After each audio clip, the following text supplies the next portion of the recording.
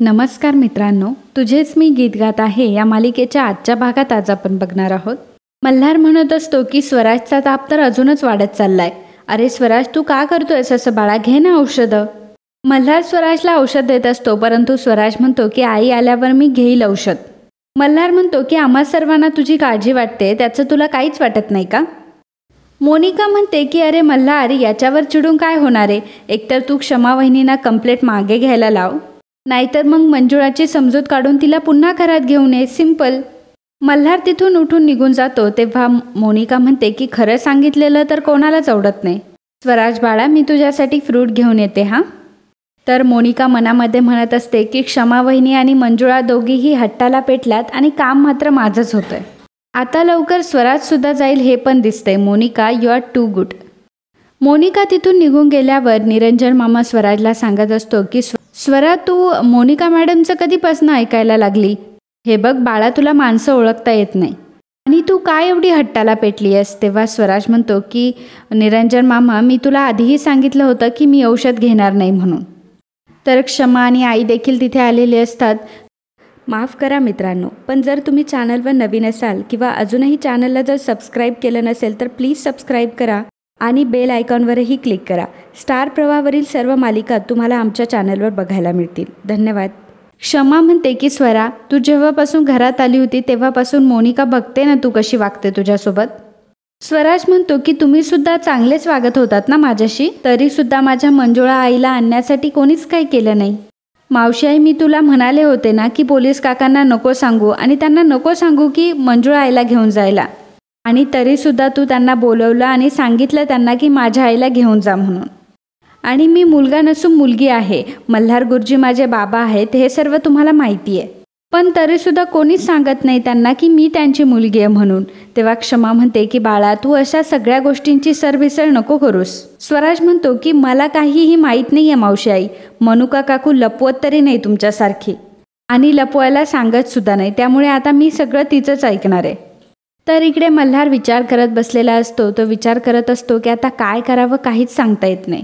सगळे चढून बसलेत. आता औषध नाही घेतलं तर स्वराजची तब्येत अजूनच बिघडेल. आणि दुसरीकडे मात्र क्षमा वहिनींना हेच पटत नाही, मंजुळा गुरुजींना यादमध्ये अडकवलं गेलं आहे. आता हे सगळं कमी होतं तर मंजुळा गुरुजींची आईसुद्धा मला त्यांना भेटू देत नाही आहे. इतक्यातच मल्हारला भिकाजीचा कॉल येतो. भिकाजी म्हणतो की मल्हार साहेब, एक सांगायचं होतं. मंजुळाला ज्या प्रॉपर्टीवाल्याने फसवलं आहे त्या प्रॉपर्टीवाल्याकडे मंजुळा गेली आहे. तुम्हाला जर खरंच तिची मदत करायची असेल तर देसाई लेनमधल्या बँकेजवळ प्रॉपर्टी आहे, तिथे जाऊन भेटा. मल्हार म्हणतो की ठीक आहे, थँक्यू सो मच, मी लगेच निघतो. तर इकडे भिकाजीने मात्र सगुणाबाईलाच बांधून ठेवलेलं असतं. तेव्हा सगुणाबाई भिकाजीला शिव्या देत असते. भिकाजी सगुणासाठी जेवण घेऊन आलेला असतो, परंतु सगुणा मात्र त्याच्याकडे खूप रागाने बघत असते. भिकाजी म्हणतो की मला माहिती आहे मावशे, तू माझ्यावर खूप रागवली असते. तू अशी रागवू नको ग माझ्यावर. बघ, विश्वास ठेव, मी जे काही केलंय ते तुझ्या मंजुळाच्या चांगल्यासाठीच केलंय. बघ, मी तुला विस्कटून सांगतो, तिला सोडून तुझ्यासारख्या डेंजर बाईला बांधून ठेवणं म्हणजे डेअरिंग लागते की नाही. आता मी हे डेअरिंग केलंय म्हटल्यावर तिच्या चांगल्यासाठी असणार की नाही, बरोबर. घे बरं, घास खा. तेव्हा सगुणा हसायला लागते आणि म्हणते की काय म्हणालास तू, डेअरिंग लागते ना डेंजर बाईला पकडायला. भिकाजी सगुणाबाईला घास भरवायला जातो. तेवढ्यातच सगुणा त्याचं बोट पकड आणि दाताने त्याचं बोट सावत असते. भिकाजी मोठमोठ्याने आरडत असतो, परंतु सगुणा काय त्याचं बोट सोडत नसते. भिकाजी म्हणतो की तुमच्या माय लेकीच्या नादामध्ये लागलो ना तेव्हाच माझी वाट लागली होती. सगुणा म्हणते की भुसनाळ्या, तिला एकदाचं तू सोडलं त्याबद्दल मी माफी करल तुला, पण फुकण्यात ती कुठं गेली आहे त्याचा पत्ता त्या मल्हाररावांना सांगायची काय गरज होती. नुसते फक्त हात सुटू देत माझं, मग लिंबा एवढ्या फोडी करून तुझं लोणचंच घालते. भिकाजी म्हणतो की मावशी मला माफ कर ग आणि अशी रागाने बघू नको, जेवून घे जरा. परंतु सगुणाचे दात बघून भिकाजी म्हणतो की नाही नाही थांब, चमचा घेऊन आलो, आणि मग लगेचच चमचा आणण्यासाठी तो तिथून उठून निघून जातो. तर इकडे भिकाजीने दिलेल्या पत्त्यावर मल्हार आलेला असतो आणि तो मंजुळाला इकडे तिकडे शोधत असतो. तर मंजुळा तितक्यातच रिक्षातून खाली उतरते. मंजुळाने आता मल्हारला बघितलेलं असतं आणि मल्हारने देखील मंजुळाला बघितलेलं असतं. दोघंही एकमेकांकडे बघत असतात. मंजुळा रस्ता क्रॉस करते आणि मल्हार समोरून तिथून निघून जात असते. तेव्हा मल्हार म्हणतो की मंजुळाबाई थांबा, तुम्हाला स्वराजची शपथ आहे. तेव्हा मंजुळा थांबते. मंजुळा म्हणते की स्वराजची शपथ दिली म्हणून थांबले, फक्त त्या निरागस पोरालाच खात्री होती की मी चोर नाही म्हणून. मला माहीत होतं बाकी कोणी नाही बोलले तरी चालेल, पण मल्हार सर नक्कीच बोलतील. मल्हार म्हणतो की मंजुळाबाई, मी गप्प बसलो याची मला किती खंत आहे हे मी तुम्हाला नाही सांगू शकत. नक्की कुठल्या तोंडाने तुमच्यासमोर येऊ हाच मला मोठा प्रश्न पडला होता. अहो, माझ्यावर विश्वास ठेवा, मी तुम्हाला सोडवण्यासाठी पोलीस स्टेशनला देखील गेलो होतो, परंतु मला तिथूनच कळलं की तुमच्या भावाने तुम्हाला जामीन देऊन तिथून सोडवून आणलंय. अहो, मी घरीसुद्धा आलो होतो, पण तुम्ही मला घरी देखील नाही भेटलात. हे बघा, बाकी सर्वांचं तर सोडून द्या, पण तुम्ही जर स्वतः मला सांगितलं ना की तुम्ही चोर आहात, तरीही मी या गोष्टीवर विश्वास नाही ठेवू शकत. हो, म्हणजे आता तुम्हाला हे वाटू शकतं की घरातले सर्वजण आता तुम्हाला चोर म्हणताय आणि हा आला मोठा माफी मागण्यासाठी. नाही, पण खरंच स्वराजची जर अशी अवस्था नसती तर मी खरंच नसतो आलो. मंजुळा म्हणते की काय झालंय स्वराजला? मल्हार सांगतो की तुम्ही गेल्यापासून स्वराजने अंथरूण धरलंय. तापाने अगदी फणफणले हो लेकरू. जोपर्यंत तुम्ही घरात येत नाही तोपर्यंत तो औषध देखील घेणार नाही असं म्हणतोय. तुम्हाला आई मानतो होतो. तर मंजुळा मनामध्ये म्हणत असते की कारण तो मला तुमची वैधही समजतोय. मल्हार मंजुळाला म्हणत असतो की खरंच जर तुम्ही नाही आलात तर तो औषधही नाही घेणार हो. आणि आषाढीच्या दिवशी देवळात जे काही झालं त्याबद्दल मी तुमची परत एकदा माफी मागतो. मंजुळा म्हणते की अहो, पण तो तर विषयच नाही आहे आता. तर मल्हार म्हणतो की अहो, पण तुमच्या आईंना तसं वाटतंय ना. त्यांची अशी इच्छा आहे की मी तुमच्याशी लग्न करावं. अहो, पण तुम्हीच सांगा की आता ते कसं काय शक्य आहे? अहो, पण आता तुम्हीच सांगा, माझं लग्न झालंय, मला एक लहान मुलगीसुद्धा आहे. दुसऱ्या लग्नाचा मी विचारच करू शकत नाही. माझ्या हाताने चुकून लागलं होतं कुंकू. तर मंजुळा म्हणत असते की अहो, तुम्ही कशाला माफी मागताय, तुमचं काय बी चुकलं नाही आहे. आणि असं म्हणतच मंजुळा मल्हारचा हात धरते. नंतर तिला समजतं तर मंजुळा हात खाली घेते. मंजुळा मल्हारला म्हणते की आई जे बोलली ते मला सांगितलं भिक्याने, परंतु आई जी बोलली त्यासाठी मी तुमची माफी मागते. मल्हार म्हणतो की नाही, या सगळ्यामागे कोण आहे मी ते नक्कीच शोधून काढेल, परंतु तुम्ही स्वराजसाठी घरी चला. तितक्यात मंजुळाला फोन येतो. तेव्हा मंजुळा मल्हारला सांगते की मी त्या प्रॉपर्टीवाल्याकडे चालले होते त्याला जाब विचारायला, आणि त्याचाच मला आता फोन येतोय, पण त्याआधी तुम्ही मला स्वराजला फोन लावून द्या, मला त्याच्याशी बोलायचं आहे. तर इकडे निरंजन स्वराजला भरवत असतो, परंतु स्वराज काय खात नसतो. स्वराज म्हणत असतो की तुम्ही पहिल्यांदा आईला घेऊन या, मग मी तिच्याच हाताने खाईन. तितक्यातच निरंजनला मंजुळाचा व्हिडिओ कॉल येतो. स्वराज लगेचच निरंजनच्या हातातून फोन काढून घेतो आणि मंजुळाला समोर बघून स्वराज खूपच खुश झालेला असतो. मंजुळा म्हणते की काय रे, मला मल्हार गुरुजीने सांगितलं की तू काही खात नाही आहेस, जेवतही नाही आहेस. स्वराज म्हणतो की तू आधी इकडे ये, मगच मी खाईल. मंजुळा म्हणते की मी येईल रे राजा, पण तू आधी खायचं आणि औषध घ्यायचे.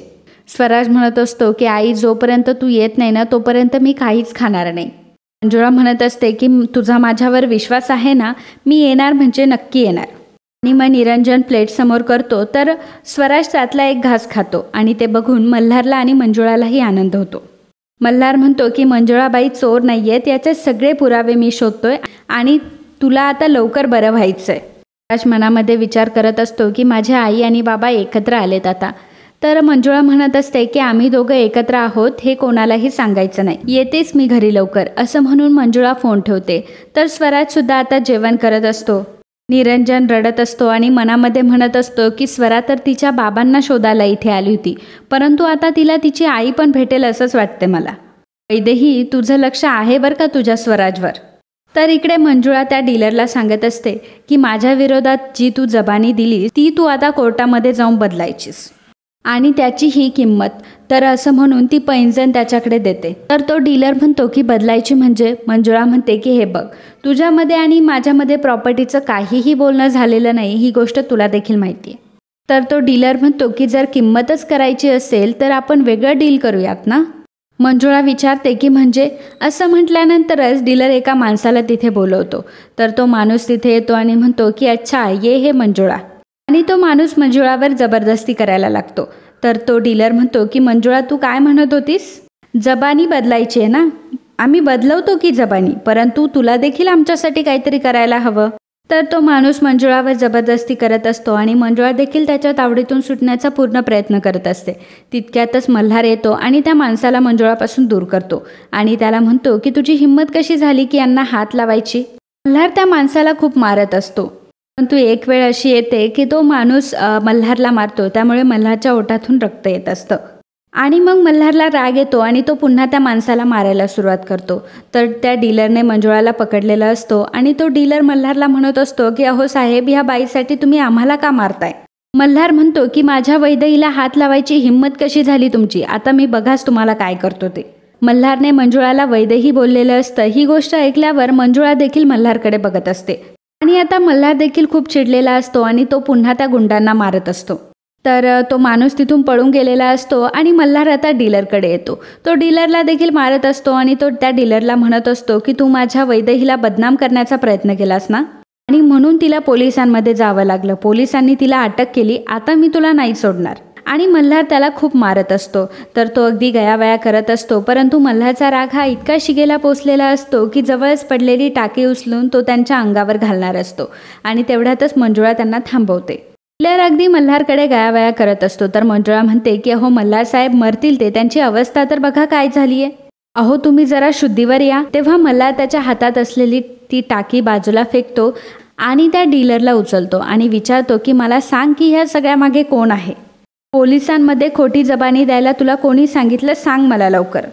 मल्हार त्याला विचारत असतो की सांग, पोलिसांमध्ये खोटी जबानी द्यायला तुला कोणी सांगितलं? तेव्हा तो डीलर म्हणतो की माफ करा साहेब, पण मला क्षमा कामत यांनी सांगितलं. आता हे ऐकल्यावर मात्र मल्हारला आणि मंजुळाला मोठा धक्का बसतो. आणि मित्रांनो, आजचा हा भाग इथेच संपतो. पुढील भागात आपल्याला पाहायला मिळणार आहे मल्हार आता घरी आलेला असतो. सर्वजण जमा झालेले असतात. मल्हार म्हणतो की मंजुळाबाईंवर चोरीचा खोटा आरोप घेणारी व्यक्ती आता सापडली आहे. स्वराज विचारतो की कोणी केलं हे सर्व? तेव्हा मल्हार सांगतो की तुझ्या मावशी आईने. हे ऐकल्यावर सर्वांना मोठा धक्का बसतो. तो स्वराज क्षमाला विचारतो की मावशी आई, का केलंस तू असं? तूच मला नेहमी म्हणायची ना की खोटं बोलायचं नाही, मग तू का माझ्याशी खोटं बोललीस? तर क्षमाकडे मात्र या कुठल्याही गोष्टीचं उत्तर नसतं आणि क्षमा फक्त रडत असते. तर मित्रांनो, असेच तुझेच मी गीत गात आहे या मालिकेचे डेली अपडेट बघण्यासाठी आत्ताच आपल्या चॅनलला सबस्क्राईब करा. आणि आजचा हा भाग तुम्हाला आवडला असेल तर व्हिडिओला लाईक आणि कमेंट करायला अजिबात विसरू नका. धन्यवाद.